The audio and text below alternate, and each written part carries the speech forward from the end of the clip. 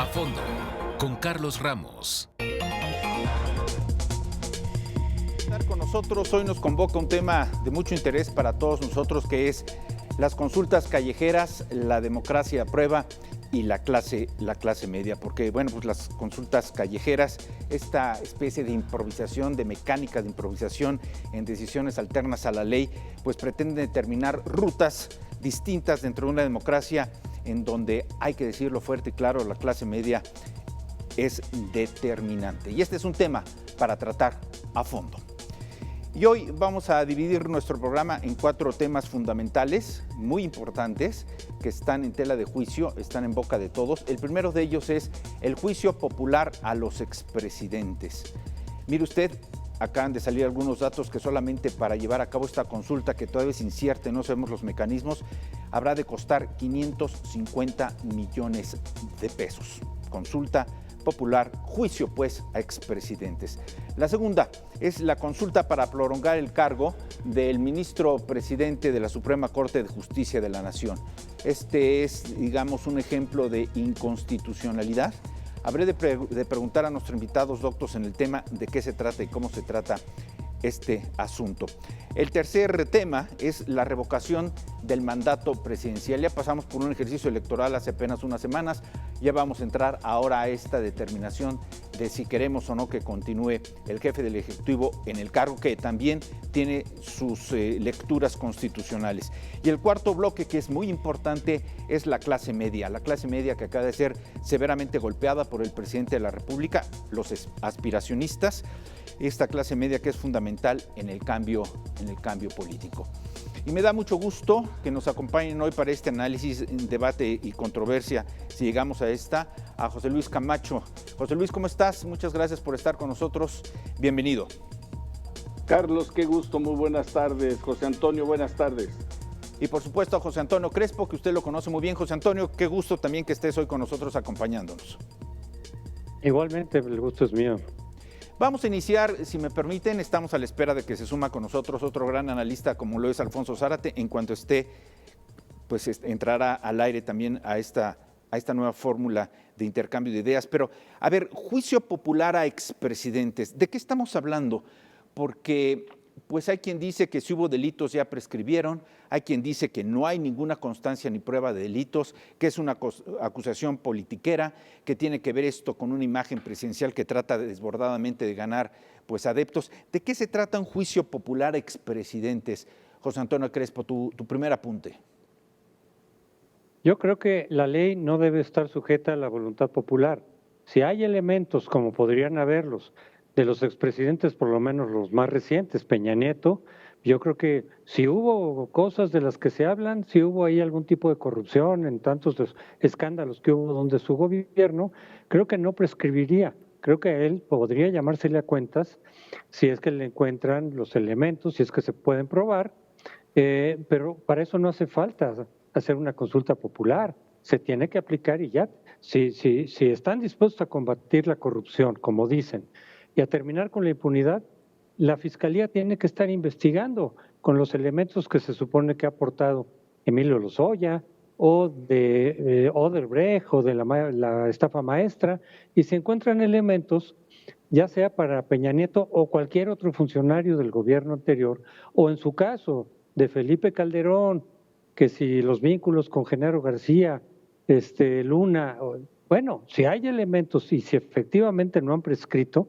se tiene que proceder. No es cuestión de preguntarle al pueblo, no es cuestión de consulta popular, la ley no está sujeta a consulta. Entonces yo lo veo esto una vez más como un instrumento de propaganda política, de campaña, aunque ya no será para estas elecciones como se pretendía originalmente, pero para la campaña permanente de López Obrador, para que él siga haciendo campaña en beneficio propio de su partido, pero no tiene ningún sentido. La Suprema Corte debió haber rechazado eso, porque además se están afectando derechos humanos que en principio, mientras no se demuestre la culpabilidad, son inocentes, con lo cual están violando la Constitución. Entonces es una consulta violatoria de la Constitución y además no tiene ningún sentido, porque si hay elementos tiene que proceder legalmente la investigación y en su caso la penalización, al margen de lo que la gente diga. Me da mucho gusto recibir también en esta transmisión a un gran analista como es Alfonso Zárate. Alfonso, ¿cómo estás? Te saludo, gracias por estar con nosotros. Es un gusto, encantado de estar con ustedes. Estamos hablando del juicio popular a los expresidentes, ha dado su primera anotación José Antonio Crespo. Se lo pediría ahora al doctor en Derecho, José Luis Camacho, porque, a ver, José Luis, contigo hablamos cosas serias en serio, pero estamos pasando de una sala de justicia en una institución a una banca en la Alameda para llevar a la cárcel a ciudadanos mexicanos. ¿Estoy en lo correcto en esta apreciación? ¿Es lo que nos quieren decir desde el poder? Totalmente de acuerdo. Yo creo que el apunte que hace José Antonio es muy exacto. La ley no se hace para no ser cumplida. La ley se ha creado para que todos la cumplamos.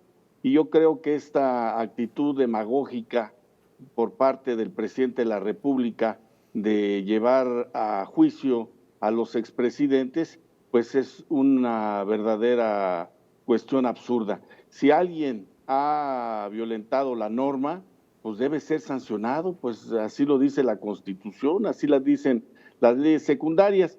Y yo creo que al final de cuentas sí ha sido un error de la Suprema Corte de Justicia, que no lo debió de haber permitido, y luego esta pregunta tan confusa que pues no sé quién pueda entender realmente lo que quiera decir todo este texto que se va a poner a consulta a la ciudadanía. En realidad no va a saber de qué se trata y va a ser un ejercicio que no traiga nada positivo, al contrario, son recursos públicos que van a ir al bote de la basura.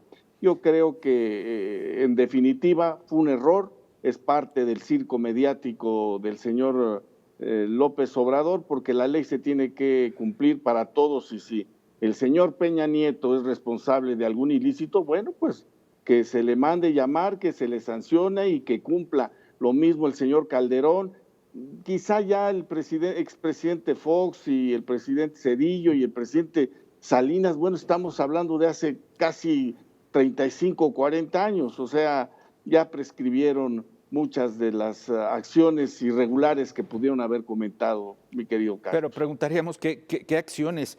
Alfonso Zárate, ¿cuál es tu punto de vista en este sentido? Porque aquí se involucra el nombre de cinco expresidentes, que es Salinas, Zedillo, Fox, Calderón y Peña. Yo no veo aquí, por ejemplo, a Luis Echeverría Álvarez, porque se hablaba de los evidentemente presidentes vivos. No se puede hacer un juicio sobre los presidentes muertos más que un juicio histórico. Pero ¿qué piensas tú de todo esto? Porque además están empujando como aval al Instituto Nacional Electoral para que dé fe de esta consulta.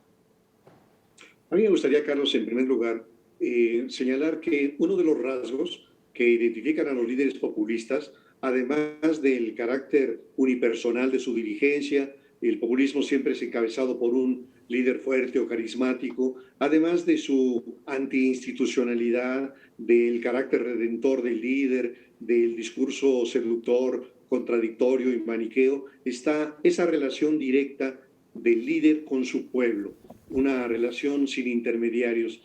Y creo que en el caso de López Obrador, lo que hemos visto ha sido una constante de llamadas a consultas al pueblo que bueno, en realidad son ejercicios tramposos de un supuesto diálogo en el que el líder pregunta e induce la respuesta y la gente participa en las consultas, pero no lo hace como ciudadanos, sino lo hace como masas.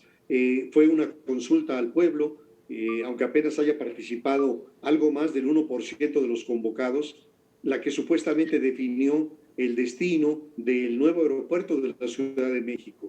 También recuerdo una consulta a mano alzada en una asamblea en Gómez Palacio, Durango, que decidió la interrupción de un proyecto de Metrobús que mejoraría la comunicación en la zona de la laguna. Y después se supo que fueron los transportistas que serían afectados por este proyecto del Metrobús los que se organizaron para manipular el resultado de esa consulta. Y también, si nos movemos al terreno político electoral, el partido Morena dice que recurre a consultas al pueblo a través de encuestas para conocer quiénes serían los candidatos a gubernaturas, y sin embargo casi nunca se conoce el nombre de la encuestadora, su metodología, sus resultados. Y creo, bueno, que en este caso que estamos comentando es un ejemplo realmente grotesco de una consulta en donde se le pregunta a los ciudadanos si debe investigarse y en su caso juzgarse a los expresidentes de la República. Creo que es un ejercicio demagógico, terriblemente oneroso para un país con escasos recursos y que desgraciadamente aprobó una mayoría de ministros de la Suprema Corte de Justicia de la Nación. Pero quizá aprovecho también el sentido de tu pregunta para decir que a mí me llama la atención el que el presidente parece dividir a la historia reciente de nuestro país en la que inicia básicamente con Miguel de la Madrid hasta el gobierno de Enrique Peña Nieto, es decir, el periodo que él llama neoliberal.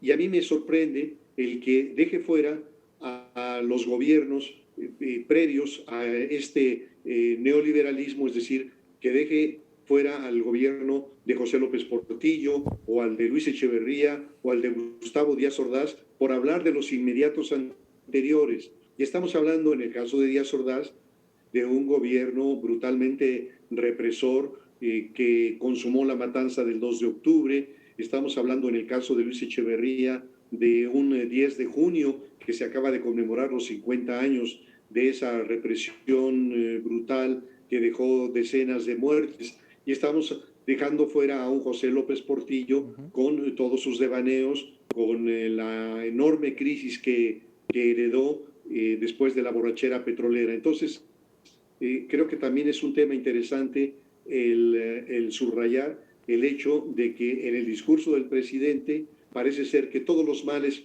provienen del neoliberalismo, incluida la corrupción, cuando hay enormes testimonios de la corrupción que acompañó, cuando menos, a todos los gobiernos de la posrevolución. Baste recordar el caso célebre del general Álvaro Obregón, que presumía que la gente lo quería, a pesar de que decía Obregón, los mexicanos creen que todos los presidentes robamos, porque pues yo nomás tengo un brazo. Entonces el Manco de Celaya atribuía a tener solo un brazo el hecho de que la gente lo quisiera. Así que sí creo que es interesante el mencionar que de una manera extraña, inexplicable, el presidente se concentra en este periodo que llama neoliberal y deja prácticamente libre de señalamiento todo el pasado, lo cual me parece que es una afirmación verdaderamente equivocada y falsa. Y además habrá de sostener mi argumentación, José Luis Camacho, constitucionalista, porque pues no hay pruebas de las acusaciones, no hay testimonios, no hay carpetas de investigación. Yo podría, con la información que tengo, igual que ustedes, presuponer, adivinar cuáles son los cargos contra los expresidentes. No sé de qué se le acusa a Salinas, no sé de qué se le acusa a Calderón, a Peña, a Fox, en fin. Me parece que estamos fuera de todo orden y, como bien lo dices, Alfonso, se han llevado a cabo algunas consultas para algunas cosas. Reforma energética, lo del Metrobús, yo me acuerdo de esta inversión extranjera en el norte de la República con respecto a una cervecera, pero no se nos preguntó sobre el Tren Maya, no se nos preguntó sobre Dos Bocas, no se nos preguntó sobre el nuevo aeropuerto de Felipe Ángeles, o lo más cercano, no se nos preguntó sobre el rediseño del espacio aéreo mexicano. Y esto nos conduce al siguiente tema, que es la consulta para prolongar o no el cargo al ministro presidente de la Suprema Corte de Justicia de la Nación. Y en esto se habla mucho de la inconstitucionalidad. Uno, de la falta de liderazgo, de honestidad, de legitimidad del ministro Saldívar. Dos, y tres, bueno, pues ¿a qué estamos sujetos? Porque, a ver, José Luis Camacho, yo entiendo que las leyes en nuestro país no son retroactivas. El señor Saldívar debe cumplir con su ciclo constitucional que está determinado, y si se llega a aprobar esta prolongación del cargo para el presidente de la Suprema Corte de Justicia, le tocaría al que sigue, no a Saldívar, aunque el presidente todos los días que es el único. Qué majadería para los otros ministros, que es el único que puede, pues, llevar a cabo esta ocurrencia. ¿Qué piensas, José Luis? ¿Es inconstitucional o no?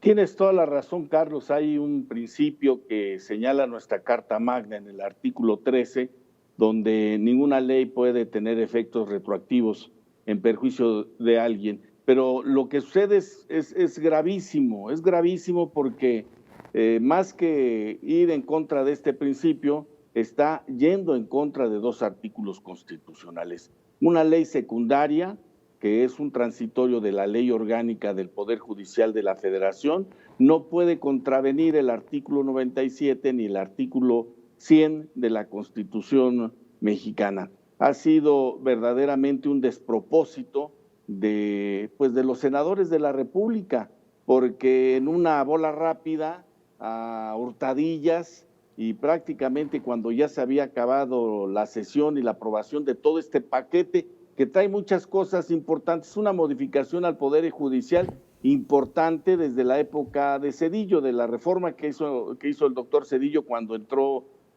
al gobierno, y trae cosas positivas, pero en la forma en que fue colocada y arbitrariamente aprobada, y lo mismo hizo el Senado de la República, y después, violando la misma Constitución, el artículo 72, el presidente ya no la sancionó, sino por debajo del agua, ¿verdad? Ya el Diario Oficial de la Federación la publicó discretamente al otro día de que fueron las elecciones en México. Por supuesto que esta norma es contraria a la Constitución. Afortunadamente ya, independientemente de la consulta extraordinaria que ha solicitado el presidente de la Corte, ya el grupo opositor en el Senado de la República, incluyendo un senador de Morena y una senadora del PT, han interpuesto una acción de inconstitucionalidad contra esta decisión del Poder Legislativo, Carlos. Maestro Crespo, ¿tu opinión?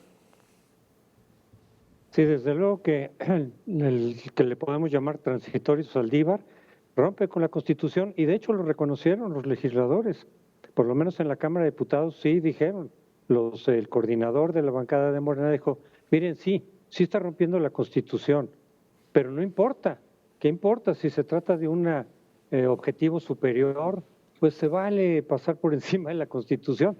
Es una teoría del Estado de Derecho muy distinta a lo que estamos acostumbrados, porque suponiendo que se validara, que en un Estado de Derecho no se valida la idea de que por una causa superior, por la justicia, como lo ha dicho también varias veces el presidente López Obrador, que es más importante la justicia que la ley.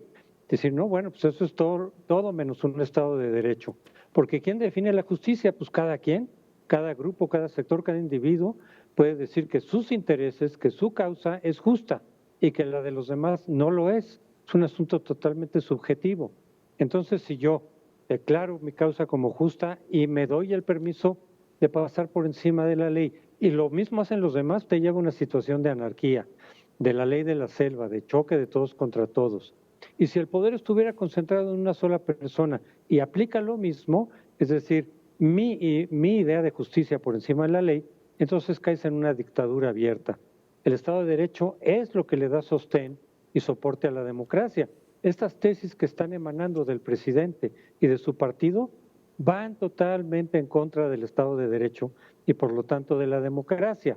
Entonces, yo me imagino que esta consulta que está convocando Saldívar a sus compañeros ministros de la Corte es para encontrar una salida legal, formal, a este asunto, antes de que se llegue, digamos, a la consulta propiamente de la Corte, para sentenciar ya directamente si es constitucional o no, que todos los constitucionalistas han dicho que no lo es, pero creo que Saldívar, viendo ya cómo está el ambiente político, las reacciones de la sociedad, el propio resultado de la elección pasada, quizá ya está viendo la forma de formalmente darle carpetazo a ese asunto, cerrarlo, él lavarse las manos hasta donde pueda, y yo creo que ese es el objetivo de esta convocatoria que él hizo, de una consulta previa a la sesión de la Corte ya formal.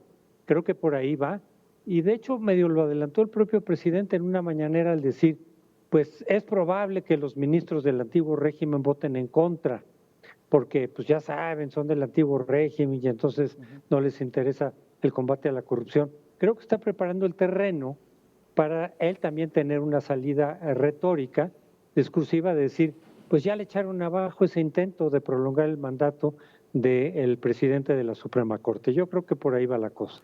Maestro Zárate, ¿qué gana el presidente de la República con debilitar al Estado de Derecho? Porque ha menospreciado a los otros ministros, por cierto, a los abogados les ha dicho traidores, Para los otros ministros les dijo, es que no sirven porque piensan más en las leyes que en la justicia. Y cuando se le enfrentaron al presidente y le dijeron, esto es inconstitucional, dijo, pues si lo es, ni modo, entonces cambio la Constitución. ¿Cómo entender esto? Bueno, yo diría que un texto reciente, un libro que se acaba de publicar de mi autoría, que se titula precisamente El país de un solo hombre. Y el argumento central del libro es que el proyecto que subyace en las decisiones del jefe del Ejecutivo es precisamente el doblegar, suprimir, secuestrar aquellas instancias que están concebidas en el diseño democrático como contrapesos al poder. Sabemos que una condición para un gobierno democrático es la división de poderes y el contrapeso de los poderes. Y en el caso mexicano, sobre todo, pienso a partir de la década de los 90, las luchas cívicas de los sectores más conscientes de la sociedad fueron imponiendo la creación de una serie de instituciones. Pienso en el Instituto Nacional de Acceso a la Información, en el Instituto Federal Electoral Ciudadanizado, en la autonomía de Banco de México y en otras instancias. El presidente, sin embargo, se ha encargado de denunciarlas como producto del periodo neoliberal y con el argumento de los presupuestos, de los costos y de la necesidad de la austeridad, ha hecho planteamientos que pretenden debilitarlas, subsumirlas, en el caso del INAI, o quitarle su naturaleza en el caso del Instituto Nacional Electoral.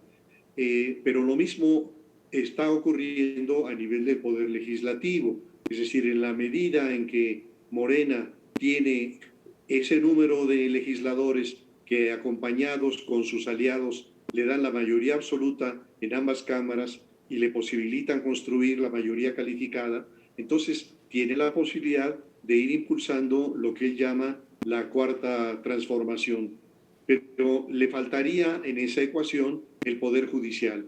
Y entonces lo que ha hecho también es, digamos, de una manera muy abrupta, como ocurrió en el caso del ministro Eduardo Medina Mora, utilizar las herramientas de las que dispone. El viejo régimen generalmente disponía de los órganos de inteligencia del Estado. Hace muchos años, la Dirección Federal de Seguridad, más recientemente el Centro de Investigación y Seguridad Nacional, las Fuerzas Armadas, la Procuraduría, pero hoy las grandes herramientas para someter, para doblegar, son el SAT y la Unidad de Inteligencia Financiera.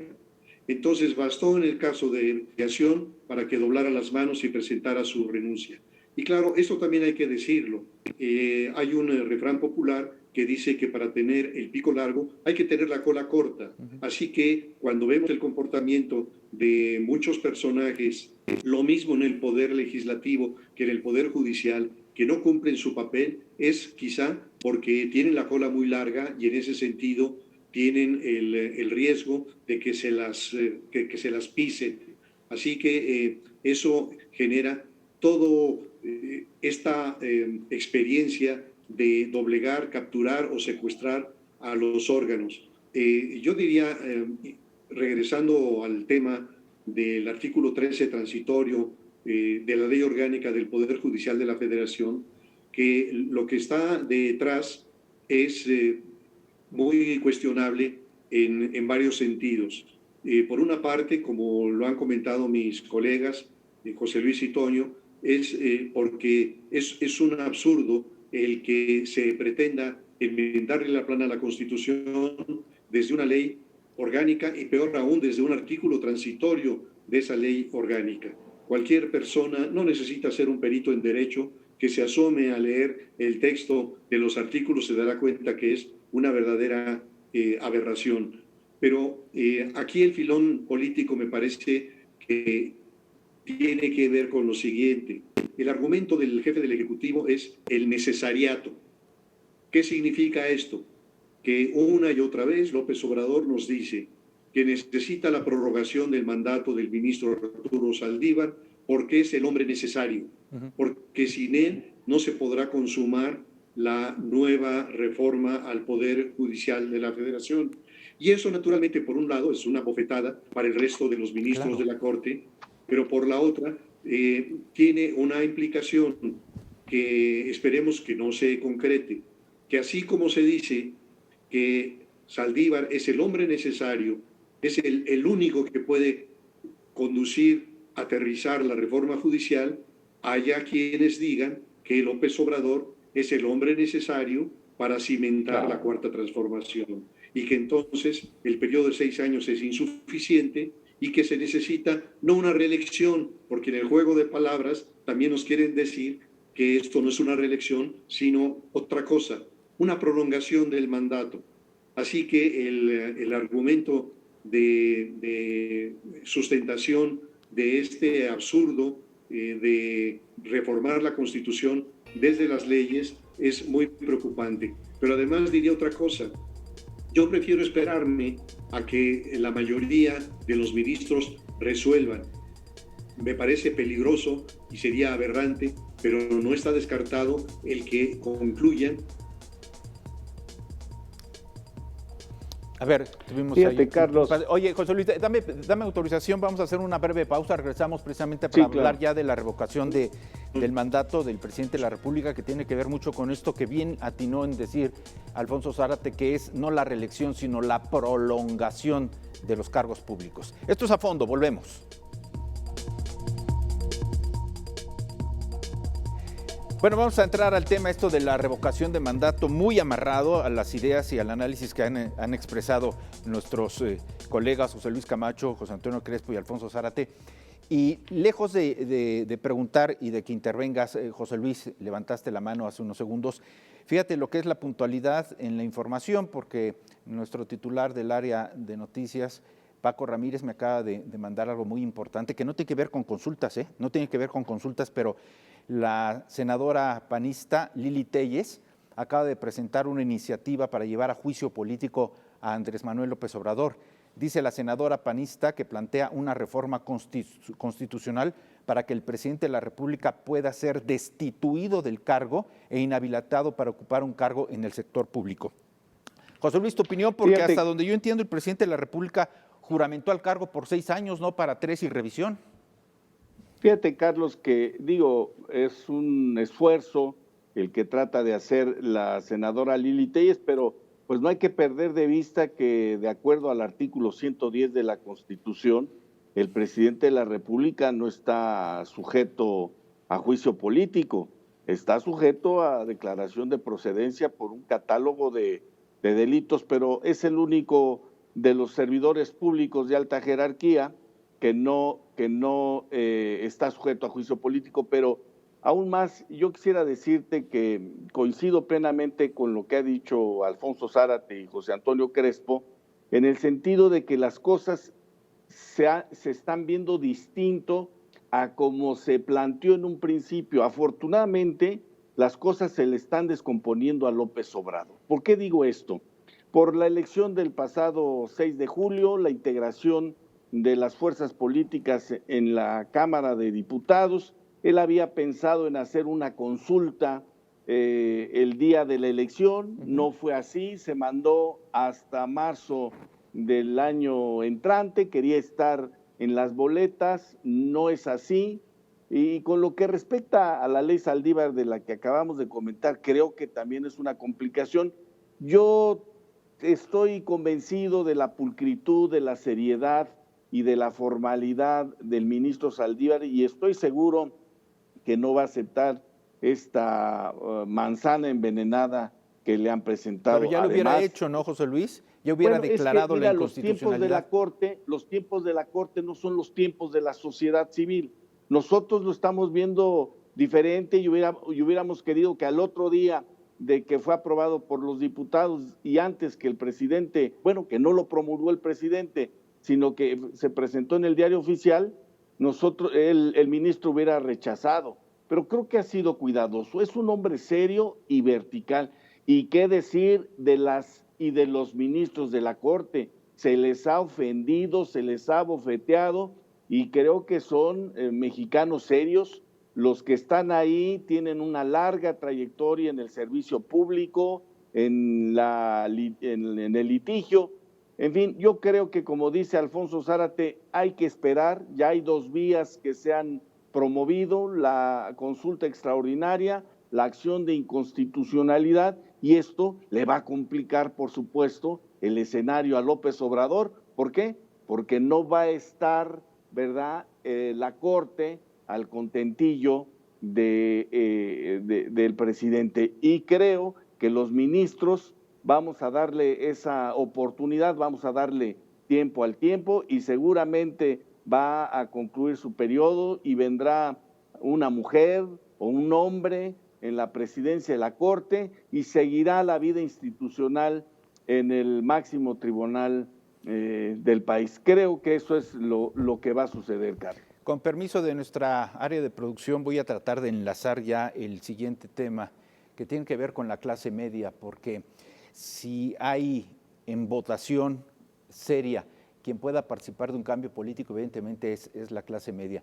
Yo entiendo y espero sujetarme a la auditoría y juicio de ustedes, José Luis, José Antonio y Alfonso, y no lo creo porque no es asunto de fe. Estoy seguro que todos los que estamos involucrados en esta transmisión nacimos y somos originarios de una clase media, de una clase trabajadora modesta que vivía, nuestros padres, por supuesto estoy hablando, vivía de créditos hipotecarios, vivía de ahorros, de un trabajo y una nómina segura, con un trabajo íntegro y honesto, y que nos pusieron una plataforma para llegar hasta el nivel que estamos, aspiracionistas, porque logramos entrar a escuelas de estudios superiores, logramos formalizar una licenciatura, hemos trabajado en el área y la vocación que nos ha determinado nuestra propia característica, y bueno, pues ahora resulta que estos valores, estos privilegios, pues son contrarios a la idea presidencial, ha golpeado durísimo a la clase media, pero en las urnas son quienes deciden, ¿o me equivoco, José Antonio Crespo?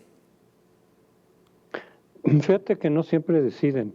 En algunos casos, hay muchos ejemplos en la historia, por supuesto, incluso reciente, los sectores rurales, de pronto, aunque esperaríamos normalmente que en el campo se vota menos y en las ciudades se vota más, porque normalmente hay un espíritu de politización mayor, pues llevamos varios años aquí en México viendo que en el campo, quizá no en todas las elecciones, pero en el campo se vota más que en la ciudad, y normalmente en el campo votan más por el partido gobernante. Eso pasaba con el PRI. Para recordar algo reciente, en la elección del Estado de México en 2017, que estuvo muy cerrada. Bueno, si tomamos los municipios urbanos, en esa elección hubiera ganado Morena, con un margen suficiente como para saber que había ganado. Sin embargo, en los municipios rurales, en donde se registró un mayor nivel de participación, ahí ganó el PRI, pero además con una ventaja gigantesca, lo cual a la hora de promediar los votos de un lado y del otro salió ganando Alfredo del Mazo con un margen pequeño. Pero así hay muchísimos casos. Y ahora, en el 2018, quienes más votaron por López Obrador fueron clases urbanas, clases escolarizadas, pero en estos 3 años ya se empezó a dar el viraje, y otra vez ahora entonces los sectores rurales son los que más están votando por López Obrador y los sectores medios son los que menos están votando, se le están alejando y están votando por la oposición. Eso es lo que claramente ocurrió en la Ciudad de México y también en algunos municipios urbanos del Estado de México y también en algunas capitales de otros estados. Entonces, a veces el campo puede inclinar la balanza en favor de uno u otro. Oye, pero el hecho es de que a final de cuentas es la clase media la que se va imponiendo. Ajá. Y yo creo que la reacción de López Obrador hacia las clases medias fue el enojo de lo que ocurrió en la capital y en la zona metropolitana. Oye, porque José Antonio, representa a la ciudad. Pero podríamos concluir entonces, pensar así en términos muy generales, que el voto urbano no encaja en alguna proporción en la clase media. ¿Tendría que ser siempre clase baja o clase pobre el voto rural? No, no necesariamente, pero prevalece, digamos, ¿no? Sí creo que la clase media, a final de cuentas, es la que va inclinando poco a poco la balanza en favor de uno u otro partido. Y eso es lo que pasó en la Ciudad de México. Y por eso mismo, entonces, es que López Obrador reacciona. Yo no veo ninguna estrategia ni ningún plan en lo que dijo de la clase media, en esta descalificación. Yo lo que veo es un mero enojo de lo que ocurrió en la Ciudad de México, Y pues, López Obrador ya sabemos que cuando algún grupo, algún gremio, algún sector lo contradice, le cuestiona, entonces arremete contra él, lo descalifica moralmente, lo dice que es corrupto, en fin. Y eso es lo que pasó en relación con la clase media, pero a raíz de los resultados de la capital, me parece a mí. Maestro Zárate, ayúdame a encontrar una solución a esta incongruencia, es mi punto de vista, lo dije incongruencia, porque me parece que es tarea de todos auxiliar a la clase pobre para que pueda ascender un escalafón social. Si logramos esto, llegarían a la clase media. ¿Y para qué quieren llegar a la clase media? ¿Para recibir el menosprecio del poder? Wow.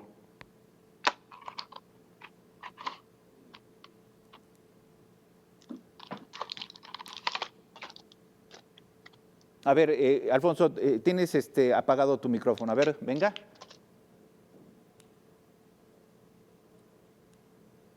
No, no se escucha. Mientras Alfonso logra conectarse, te formulo la misma pregunta, José Luis Camacho. ¿Para qué ayudar a los pobres a subir un escalafón social si los vamos a menospreciar? Fíjate que Morelos en 1812 presentó los hermosos sentimientos de la nación. El gran héroe, el gran patriota, señalaba, entre otras cosas, la igualdad, la educación. Para el barretero, lo mismo que para el gran hacendado. ¿Por qué? Pues porque hay toda una movilidad social y esa fue la guerra de independencia, la guerra de reforma y sobre todo la Revolución Mexicana. O sea, ¿para qué está la educación pública? ¿Para qué están las preparatorias? ¿Para qué están las universidades? Si no es para que la gente, los jóvenes, las mujeres, vayamos a la escuela, nos superemos, tengamos un título universitario. Ese es el gran esfuerzo de la Universidad Nacional, del Politécnico, de los tecnológicos, de la Universidad Metropolitana, incluso las universidades de la Ciudad de México. Así es que me parece una barbaridad. Esto me recuerda la antigua Roma hace 2500 años, que el hijo de esclavo moría esclavo. Sí. Y aquí necesariamente, si somos hijos de obreros y de campesinos, no necesariamente vamos a morir como campesinos y como obreros. Afortunadamente, gracias a los impuestos fundamentalmente de la clase media, pues se mantiene la educación universitaria, el bachillerato, las primarias, la educación que es fundamental para que sigamos desarrollándonos. Es absurdo, es triste, angustiante que el presidente de la República piense que para qué la gente se supera. Qué grave, ¿no? Bueno, pues repito, a ustedes, los abogados, les ha calificado como traidores, a los empresarios como mafia, a nosotros los comunicadores, los periodistas, dice que por nuestra culpa no llegan los especialistas para tratar la pandemia. Al movimiento feminista dijo que era un disfraz de los conservadores. Maestro Zárate, te escucho. Bueno, en primer lugar me parece que es importante subrayar el peso de la palabra presidencial. Recordar que los jefes del Ejecutivo en México, incluso algunos de ellos que tenían el don de la palabra, como Adolfo López Mateos, evitaban improvisar. Y evitaban improvisar porque sabían el enorme peso de la palabra presidencial. Y en esa medida que un desliz podía tener muchas consecuencias. Pongo un ejemplo de anécdota que me refirió quien fuera secretario de Estado con López Portillo. Llega un día al despacho presidencial y encuentra muy tenso al presidente. Y le dice, yo presidente lo veo muy perturbado. Y le responde, sí, es que un presidente debe de cuidar sus palabras. Hace unos días tuve un exabrupto sobre un sujeto y hoy me entero que lo han asesinado. Y uno puede imaginarse que quizá jugando dominó con sus amigos, con los más cercanos, López Portillo haya dicho, este hijo de su madre ya me tiene harto. Y entonces alguno de sus amigos, pensemos quizá en el negro Durazo, decidió hacerle un favor al señor presidente de la República y se fue sobre este hombre que era inaceptable para el presidente de la República. Entonces, el presidente López Obrador no entiende el peso de la palabra presidencial. Este ejercicio de las mañaneras y el argumento que desde luego yo no creo de que en todos los casos se improvise, claro que no improvisa, no improvisa que en el momento en que dice, a ver si tenemos el video, aparece el video en la pantalla. Quiere decir que desde la noche anterior o desde mucho más temprano acordó con Jesús Ramírez qué era lo que iba a presentar y qué eran los apoyos visuales que él necesitaba. Pero entonces, en este manejo de la palabra presidencial de alguien que no se ha logrado quitar el chip de candidato y de activista social, y no se ha puesto el chip de presidente de la República, que debe de convocar a la unidad entre todos los mexicanos. Así que sigue con el discurso de confrontación, de lucha de clases, pero algo de lo que sí ha tenido muy recurrentemente es esta idea de que solo en la pobreza se puede ser feliz. Y cuando habla de austeridad, habla de una austeridad generalizada, franciscana, ¿no? Ya no solamente republicana, franciscana. Y ha llegado también que basta con que alguien tenga 2 trajecitos, un par de zapatos, a lo mejor un carro viejo, y entonces resulta que la tierra prometida se convierte ni más ni menos que en la república de los pobres. Y me parece que esto, junto con una serie de decisiones, lo que parecen es estarnos llevando o intentar llevarnos a un México de la década de los 70 del siglo pasado. Es decir, el México en donde había un presidente todopoderoso, medios controlados y un sector de la sociedad maiceado, atendido con esas pensiones. Al presidente no se le ocurre un gran proyecto de infraestructura, de comunicaciones, de salud, de educación de calidad, etcétera, que permita que la gente ascienda, sino las políticas sociales, el milagro de la multiplicación de los pesos, que no resuelve el problema de la pobreza, sino los mantiene pobres. Y eso me parece que es algo muy reprobable.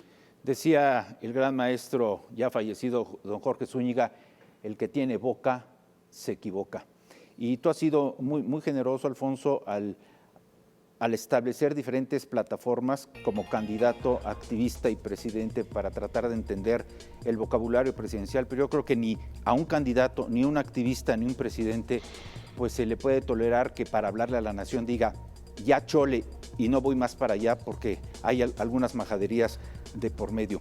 Y baste decir, porque vamos a una pausa, baste decir que el día de ayer en la cumbre allá en Ginebra entre el señor Biden y el señor Putin, hubo una respuesta muy agresiva del presidente Biden a una reportera de CNN, le contestó de manera muy violenta y minutos después, ante la opinión mundial, el presidente Biden ofreció disculpas por ese comportamiento que dijo es incorrecto para un jefe de Estado. Una pausa, estamos a fondo, volvemos.